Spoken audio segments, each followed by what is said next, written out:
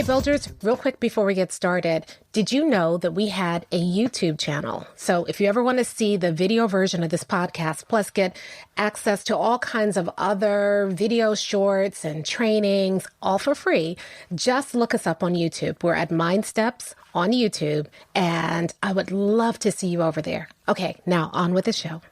You're listening to the School Leadership Reimagined podcast, episode 213.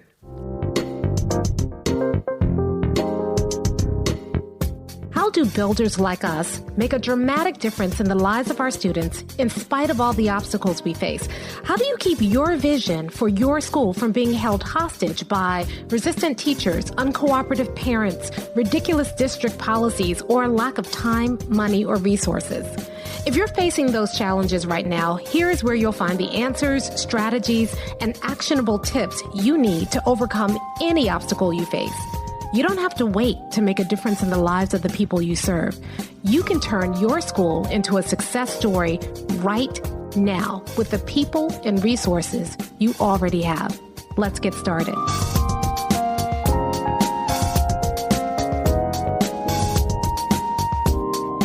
Hey builders, welcome to another episode of the School Leadership Reimagined podcast. I'm so excited because today we are kicking off our Summer of Success series. Over the course of the summer, maybe not every week, but over the course of the summer, we're going to be doing a series talking about what does success look like for a builder.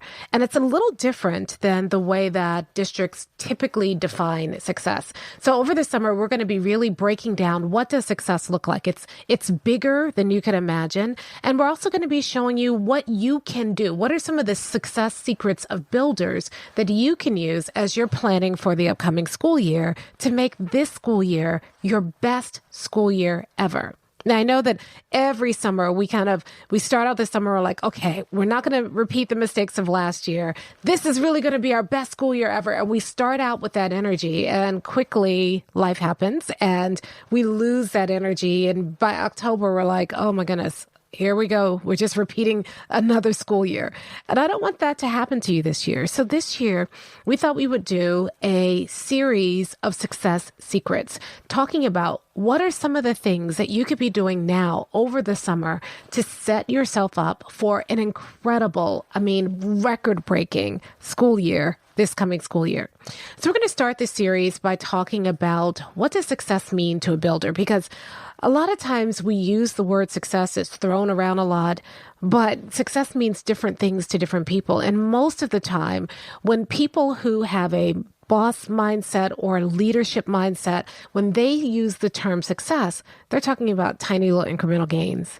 And when you use the term success as a builder, we're talking about 100% of your students achieve your vision, mission, and core values for your school. So this success series is really about how do we get there. And the first thing we need to do is we need to define what success means. And here's why. I don't know if this has ever happened to you, but have you ever hit a goal or reached a benchmark, something somebody else told you to do? Somebody said you should, increase performance by 5%, and you do better than that. You increase it by 7.2%. And so you hit that goal and everybody's so excited and you're happy too because you hit the goal and avoided, failing in the eyes of your district. But when you go home that night, the success doesn't feel as good as you thought it would feel. Has it ever happened to you where instead of feeling elated and satisfied, you just feel exhausted and a little disappointed? You worked hard to achieve this goal, and now that you have this goal, you've met this goal, you feel a little let down. And there's a reason for that. And so we're going to talk about that today, about why you feel that way and how you can avoid feeling that way ever again. And it starts with understanding what success looks like. Here's the problem.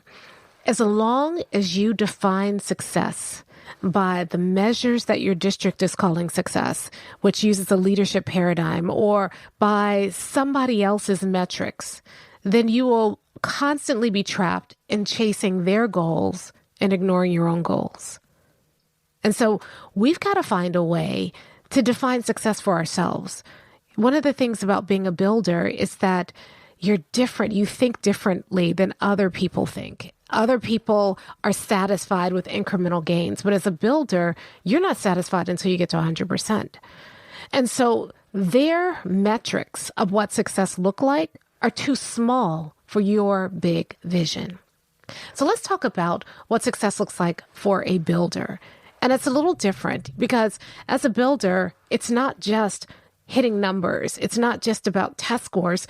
You want more for your students than that. You want them to succeed and be successful and be on grade level and, pass the test and all of those things.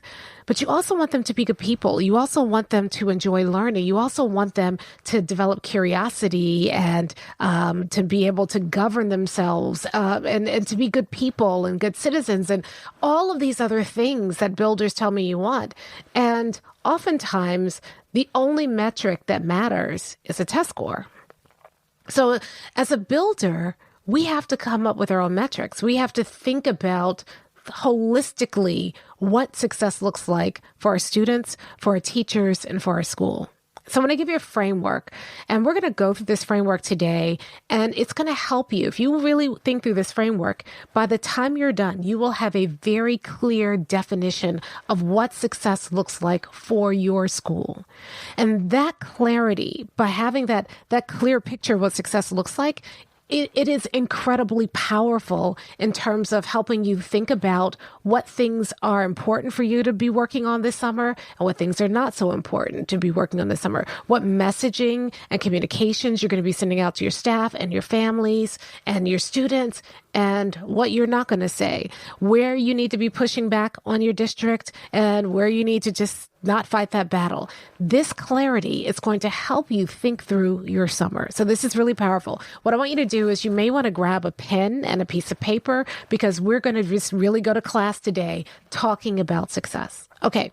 So the first thing that builders do when they're defining their success is they have multi-dimensional success. Success isn't just a test score. Success isn't just a movement on a scale. Success is multi-dimensional.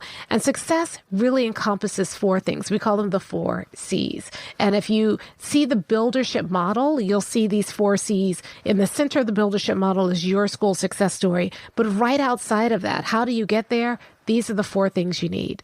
So the 4 C's are clarity, cohesion, competence, and confidence. And so we're going to take them through and we're going to work through each one of them so you can see how you can use this to define success for yourself. Okay, so the first one is clarity. In order to achieve success, you have to be clear about what success looks like. How will you know when you've gotten there? What is that 100%?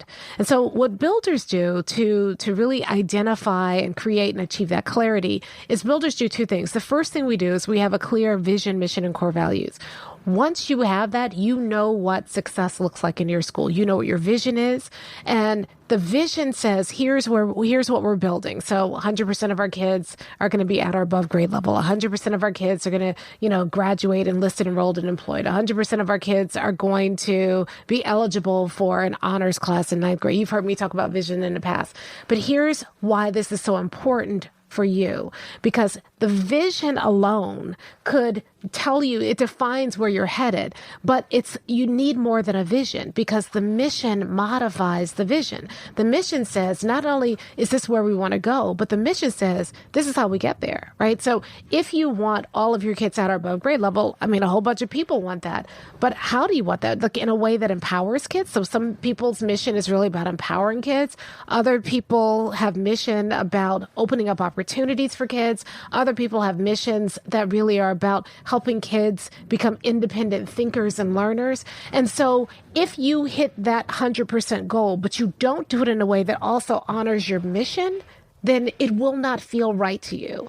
So you need that clarity about not just where we're going, but how do we want to get there? And then the core values modify your mission because the core values create the guardrails around how you're going to get there. So your vision, I want them all on grade level. Your mission, I want them on grade level in a way that also empowers their own individual thinking and choice making, helping them make good choices. But the core values say the way we're going to do that cannot be by devaluing or marginalizing families. Families have to be a part of it. The core values say the way we do that, we can't do it in a way that dishonors the opinions of others. We have to hear each other out.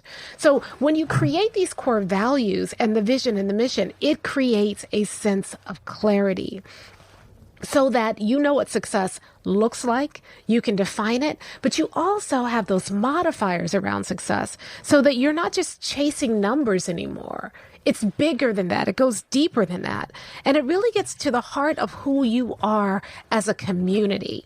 And if you don't have that clarity, even if you achieve those test scores, even if you get to 100%, if you don't get to 100% in the right way, or you violate your guardrails and your core values as you're pursuing 100%, it will not feel good when you get there.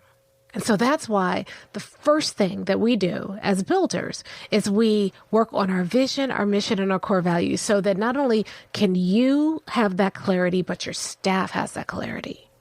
And so the journey becomes just as important as the destination. How we get there is just as important as the fact that we do get there. And so when you achieve success, you're guaranteed that it's going to feel good because you know what success looks like. So that's why you got to have that clarity. The second thing you need is cohesion, because a lot of times we feel like we got to get to success no matter what. And so I hear people say, well, in order to make an omelet, you got to break some eggs. And so people are pursuing their goals and they feel like they have to steamroll over their staff in order to get there.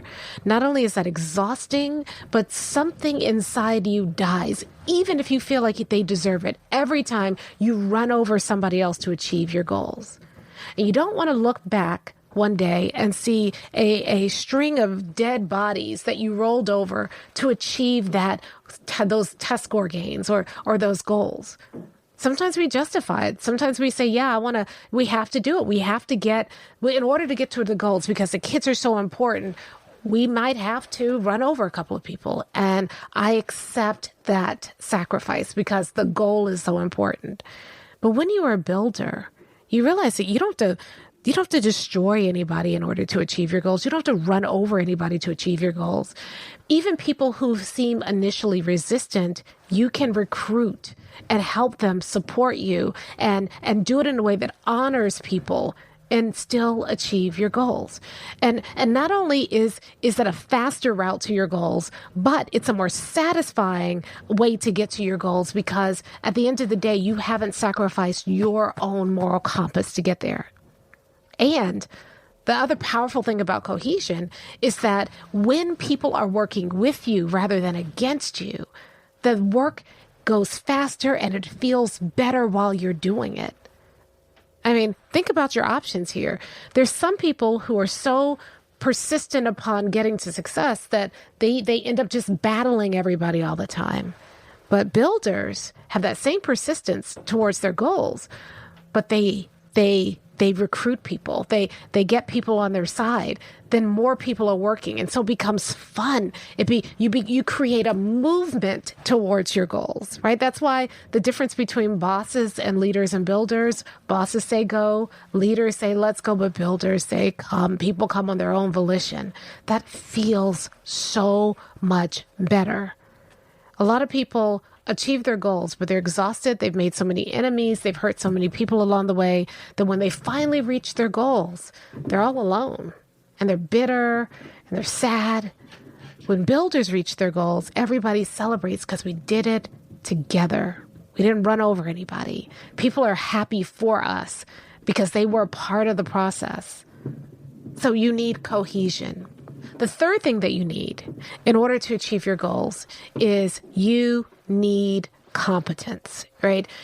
If you are achieving your goals, but you don't feel like you are getting better as you're achieving those goals, then it feels like you accidentally got there. So I don't know if you've ever felt this way. I used to feel this way as a student, and I've talked to some people, and a lot of people feel this way too, and a lot of your students feel this way now. Like every time I got an A, I never could relax with that A because I was always worried if I was going to be able to repeat it next time. I didn't ever feel, I always felt like the A was accidental, like that at any moment my success could be taken away from me. And even as an early administrator, when I would have a great conversation with the teacher, it felt good for a moment, but then I started worrying. I started, well, okay, wait till that teacher goes out. And what if they talk to somebody else? And what if it lasts or if it doesn't last? And a lot of times it didn't because I didn't have those buildership tools at the very beginning. And so a lot of times when we achieve success, our success feels accidental. We don't really understand why or how we got there. But when you build competence, you know exactly how you got there. You know how to repeat the process and get there again. I mean, think about that. Think about, not having to worry every time something good happens. I know principals right now, when they get their test scores, the first thing they feel is like, so excited. Yay. We've seen gains. And then the next thing they do is they start panicking because now that they've achieved these gains, now they have to keep them. And now they have to repeat that success again next year. And they don't know if they can do it again. But when you achieve success like a builder, it's not just about the goal. It's about building the ability to repeat your success over and over and over again. And the more competent you get, the more confident you get, which is the last C, confidence. Success, if you do it like a builder, you will feel confident, not arrogant, confident. You'll feel confident that your team can take things on even when you're not there. You'll feel confident that if you were to leave that school tomorrow and return to that school 5 years later, the work that you've done would still be carrying on. You will have left a legacy and other people will walk into that system that you created and they'll be able to operate it even without you. You'll have the confidence in yourself that you know now what success means and how to achieve it, and you'll know that you can achieve it no matter what. Hey, it's Robyn here. Real quick, I just want to interrupt this episode for just a second because if you are enjoying what you're hearing, then would you mind sharing this episode with somebody else? So all you need to do is just go to your phone, if you're listening to it on your phone or your podcast player, and then click the 3 dots next to this episode, and it'll give you the option to share the episode. Now, if you do that, 3 things are going to happen. First, the person that you shared with is going to think you're a hero, especially if they're struggling with what we're talking about right now. They're going to love you. Secondly, you're going to feel good because you're going to get the word out about Buildership and start building this Buildership nation. And third, you will get my eternal gratitude because I really want to get this out to the world and you'd be helping me out. You'd be doing me a huge favor. So please share this episode with someone right now who's dealing with this same issue, someone you think would really benefit. And now back to the show. Now, if you put it all together, clarity, so you know clearly what success looks like. You know when you've gotten there. And cohesion, so you're not doing it alone. You've got other people supporting you and doing the work with you, but not dragging you down. You're not dragging them to the goal. Everybody's pulling their own weight. You've got competence where everybody's getting better. You're getting better. Your school is getting better. So the success isn't accidental. It's repeatable because you've built the skills to continually have success over and over and over again, and confidence. So you're not worried that it's an anomaly. You know that you can achieve the goal, that you can stay where you are and continue to move forward. You're not going to lose ground. You trust your team. They trust you. And so then the success feels good. Then the success feels like you earned it. Then the success feels satisfying. You're not exhausted. You're exhilarated. You're excited. You're looking for the next thing. So when we do this Summer of Success series, that's what we're talking about. That's what we're talking about. We're not talking about just hitting a test score or achieving a benchmark or hitting a goal. When we're talking about success, we're talking about clearly understanding what success means to you. And let me stop here and talk about that because a lot of us are chasing goals that are not our goals. A lot of times when I'm working with folks and they first come into Buildership University, the first thing we do is we work on their vision. And for many people, it takes a long time for them to let go of how we've been trained, which is to create a vision that sounds good, but doesn't truly motivate us. And to give ourselves permission to really think about, what does success look like for us? And that's different. For some people, it's not test scores. For some people, it is test scores, but not in the way that has been defined by the district. And so when you can sit down and stop chasing other people's goals, which keeps you on this constant hamster wheel, and then start really pursuing your goals, the goals that make sense for your students, your staff, your school, it changes things. Then your work starts to matter. You're not, you're not the slave of somebody else's conception of success. Your success is clear for your students. It means something to you, to your school. So while we're doing this Summer of Success series, before you even go and start diving into the content over the summer, my challenge to you is to first define what success looks like for you. Get that clarity. Think about your vision, your mission, and your core values. Think about not only where you want to get, what that goal is for your school, that 100% goal, but think about, all right, I want to get to 100%, but how do I want to get there? That's what your mission does. And think about, what are the guardrails? What are the lines I don't want to cross to get there? Those are the core values. Get clear about that, because the more clear you are, the more engaged you become, the more passionate you become about your work, the more clarity you get around what's important and what's not important. What should you be doing this summer and what should you leave alone? So that's the first thing, okay? Second thing is that after you've gotten that clarity, think about cohesion.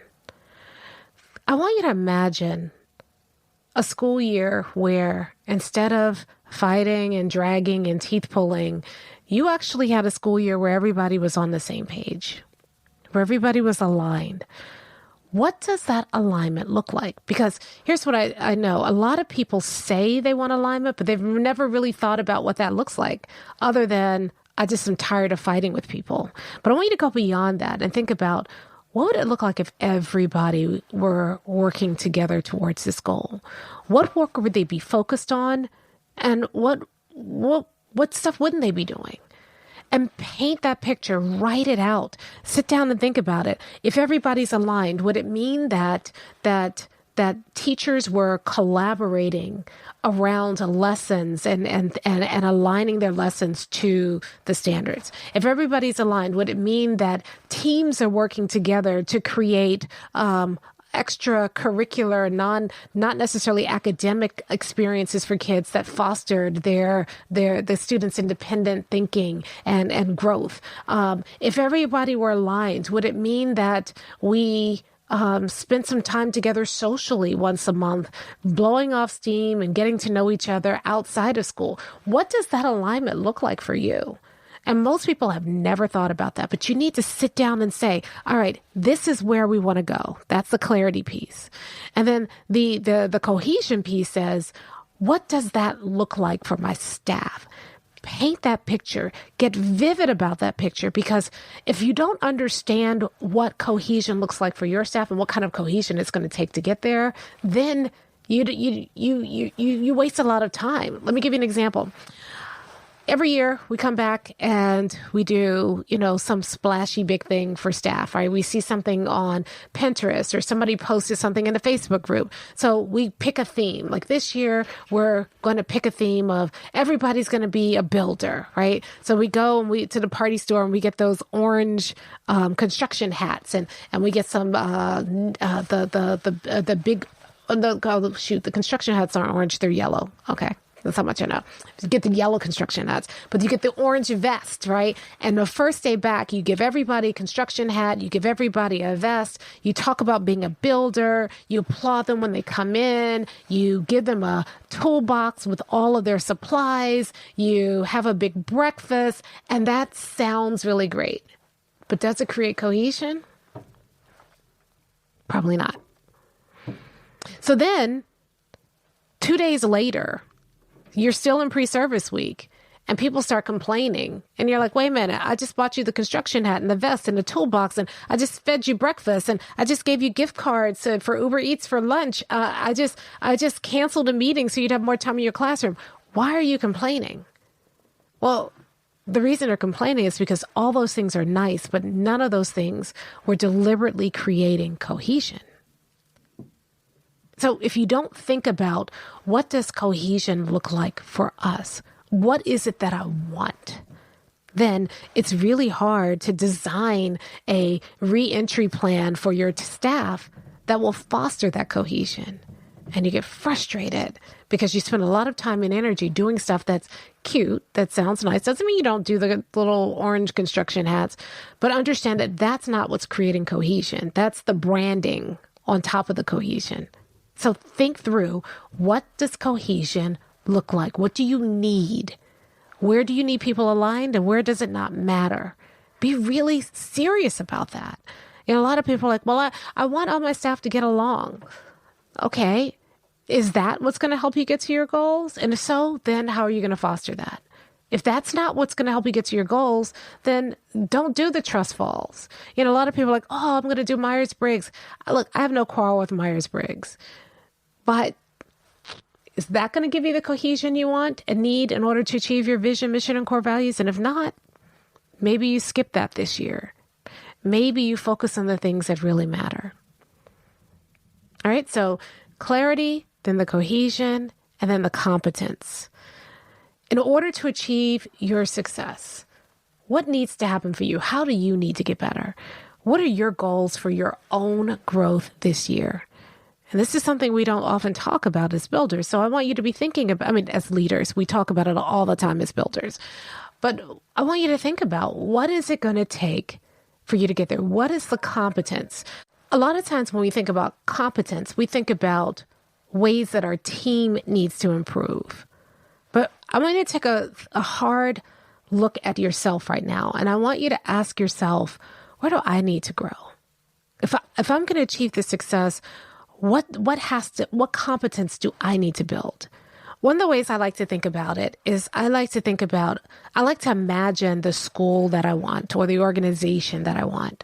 Get to that clarity. If we achieve that vision, mission, and core values, what would that organization look like? And then I ask myself, in order to sustain that organization, what does the builder in charge of that organization do? And then I compare it to myself. Do I do those things now?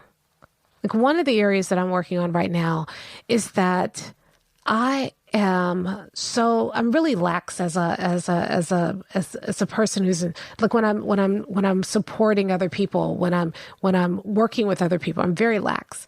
So, I don't hold meeting times. We're supposed to start at 12. We start at 12:05, 12:10, 12:15. Then, well, that's just I'm not on top of that. But the message that I send when I do that, when I think about the organization I want, in that organization, do meetings start on time? Yeah, because we have work to do and people need to get back to their jobs. Do we have kind of a lax attitude towards getting stuff done and meeting deadlines? No, because those deadlines are important to help us continually make progress towards our goals. So when I think about my own competence, the thing that I think about is, what kind of builder do I need to be at the helm of the organization that I'm trying to build? Like, who does that person look like? And then I look at myself and compare myself to that person, and that tells me the areas of competence that I need to build in order to be ready for the thing I'm building. And I want to challenge you to do the same thing. Think about the school that you're building. Think about what happens when you get to 100% success. Think about what happens when you achieve your vision, mission, and core values, and you've got your entire staff on board. What is that person doing? And then, what areas of competence do you need to build now so that you'll be that person when you achieve that goal? And then the last thing is confidence. I want you to think vulnerably about the areas where you don't feel so confident. This one's hard, right? Because I'll admit something to you. there are some things over the last couple of months that as I'm building Buildership University, and I've been trying to build my own competence and working with mentors and, doing a lot of reflection, that I realize that there are some areas where I don't feel confident. And so when I bump up against those areas, I retreat. I don't work as hard or as passionately. And because I retreat, I don't see success in those areas, and therefore my confidence drops even more. And it's a self-fulfilling prophecy that happens. I don't know if that happens to you at all.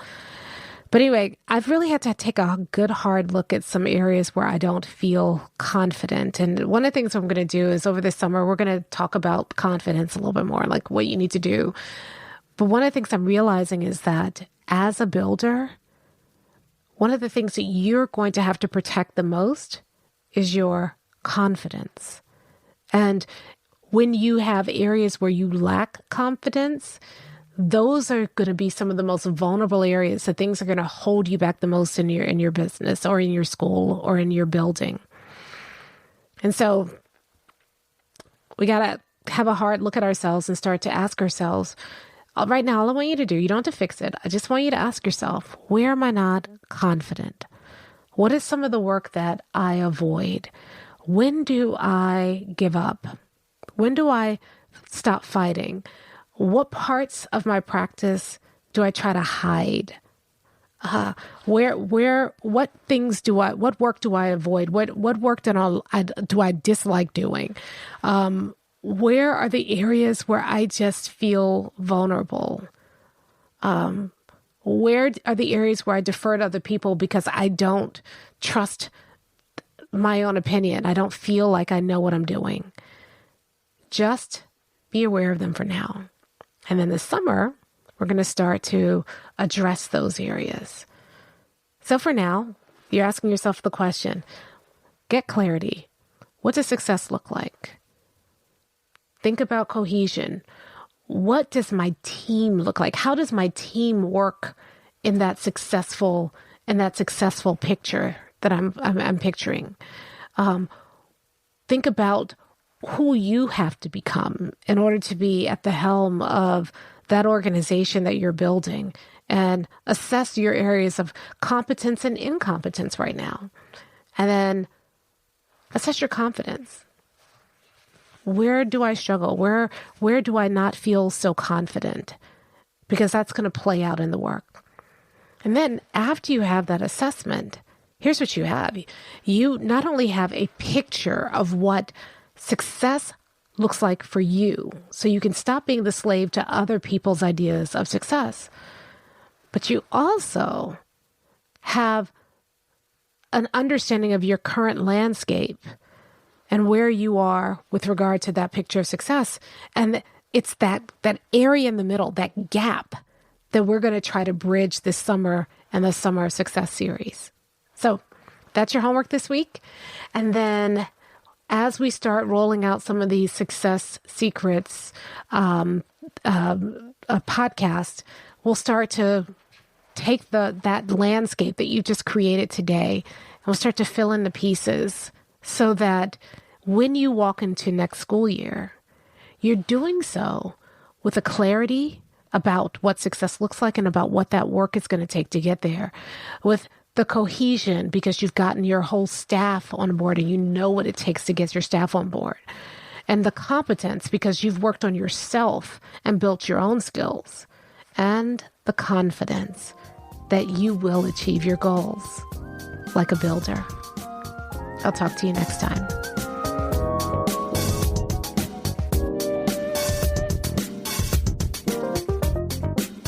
Hey, if you're ready to get started being a builder right away, then I want to invite you to join us at Buildership University. It's our exclusive online community for builders just like you, where you'll be able to get the exact training that you need to turn your school into a success story right now with the people and resources you already have. Inside, you'll find our best online courses, live trainings with me, tons of resources, templates, and exemplars, and monthly live office hours with me, where you can ask me anything and get my help on whatever challenge you're facing right now. If you're tired of hitting obstacle after obstacle and you're sick of tiny little incremental gains each year, if you're ready to make a dramatic difference in your school right now, then you need to join Buildership University. Just go to buildershipuniversity.com and get started writing your school success story today. Hey, real quick before you go, if you enjoyed today's episode and you know someone who would really benefit from what you heard here today, maybe they're struggling with the thing that we talked about in today's episode, would you take a moment and share this episode with them? You see, not only will it help us get the word about Buildership out to more people, but you're going to look like a rock star because you're going to give people something they can really use to help them get unstuck and be better at building their schools. Plus, it would mean the world to me. Thanks so much, and I'll see you next time.